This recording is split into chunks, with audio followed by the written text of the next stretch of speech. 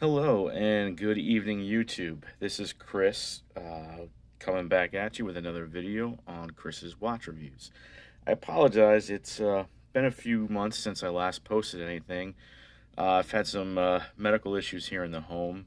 Thankfully, it's not too serious, and we're starting to get back to some sense of normalcy here. So I've got a whole bunch of watches that are coming up for review over the next couple of months. So please stay tuned for that. And if you're new here, please like and subscribe if you want to see more. And as always, please feel free to leave any comments or questions at the end of the video. I appreciate it. So tonight, I am taking a look at a very beautiful German watch. This is the Junghans Max Bill hand winding. I've had this watch in my collection for probably about 9 months now. This was a pre-owned purchase that I got off of eBay for about 400 US dollars. These typically retail for about 800. And with the condition that it came in, it was actually ended up being a really good deal. A little history about Junghans for you. Junghans was founded in 1861 by Erhard Junghans. And beginning in the 1950s, the company partnered and formed a collaboration with the Swiss designer and artist Max Bill. Max Bill founded the Bauhaus School of Design, and the best way I can kind of describe that is that the language of the design that he created focuses on minimalism. It's probably the best way I can describe it. I'm really not into art all that much. But Junghans came up with a series of clocks and watches that brought to life Max Bill's vision of German minimalism, or what's known as Bauhaus. And then Junghans went ahead and reissued the Max Bill line, I believe beginning in 2011. And they have hand winding versions, they have quartz versions, they have the automatics. They have them in different sizes, different dial designs.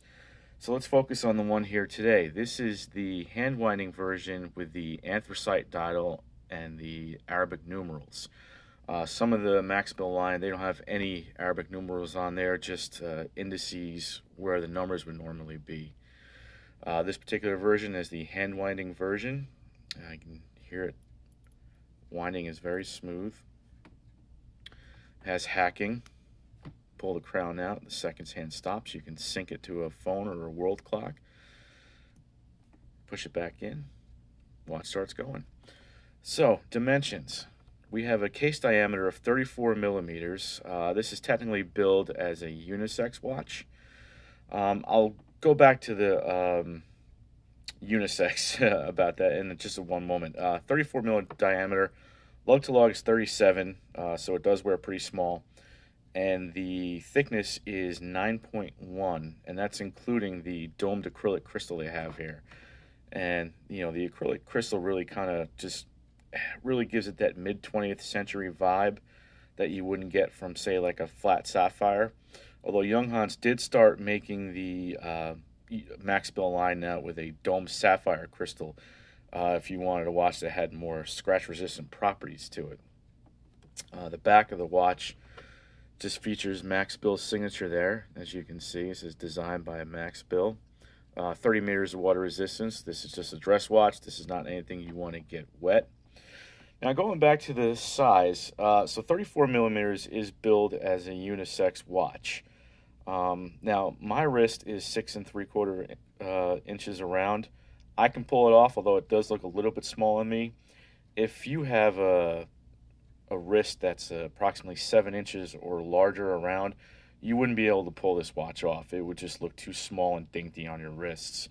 And at that point, I would recommend looking at the 38 millimeter auto versions that they have. But my wrist was just small enough to pull off a watch like this. And I really wanted the hand winding version anyway. I prefer that that classic style from the mid-20th century. I feel that the hand winding version keeps the spirit of where the Max Bill line lies, true to form. And that's just my opinion on it.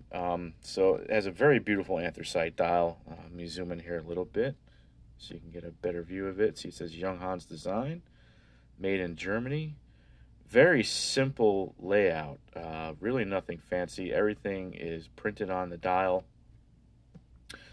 But that's the whole point of Bauhaus. It's supposed to be clean, very simple, intricate lines, and no fuss.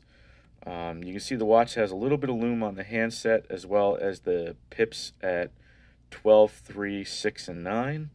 The fact that you're getting any lume at all on a dress watch is just an added bonus, in my opinion.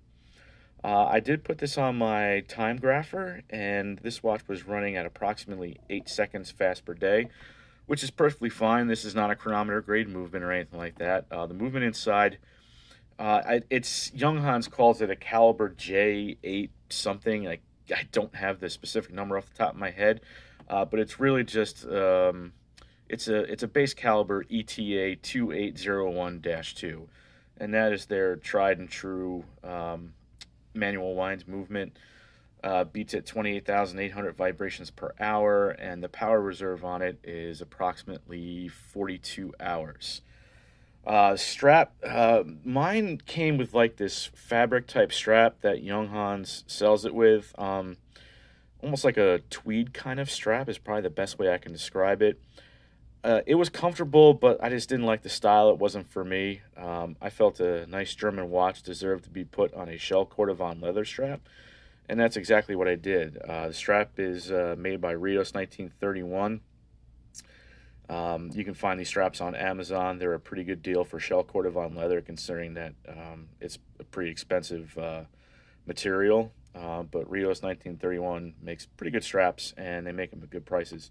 And you can see here the lug width is 18 millimeters, so you definitely have your strap choices if you don't like the strap that it comes with. Tons of options out there, but for me, I just feel like the black leather just absolutely works with the gray anthracite dial, and I think it shines there the most. So let me go ahead and give you the wrist shot. Tonight, I am actually wearing a piece that I have not yet reviewed. This is a Citizen Automatic. It was a limited edition Kuroshiro 64.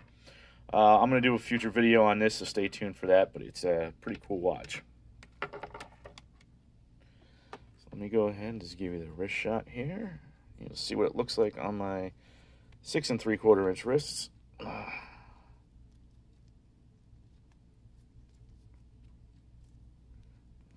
Okay. All right. I picked up the camera here. This is what it looks like.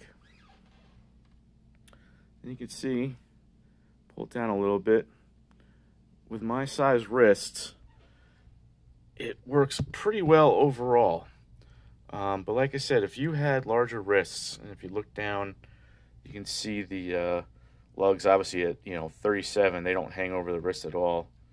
But it looks just fine on my wrist. Like I said, if you had larger wrists than mine, might not be able to pull this off. If you do see this at a store or a boutique, definitely try it on first if it's something that you're interested in. So that's it. So guys, as always, thank you for tuning in to another video on Chris's Watch Reviews. I greatly appreciate it. Like I said, please like and subscribe, and if you have any questions or comments, feel free to hit me up. And please stay tuned. I've got a whole bunch of watches coming up for review over the next couple of months, and some of them are some really cool, interesting pieces. So I hope to see you guys on the next video. Talk to you soon. Take care.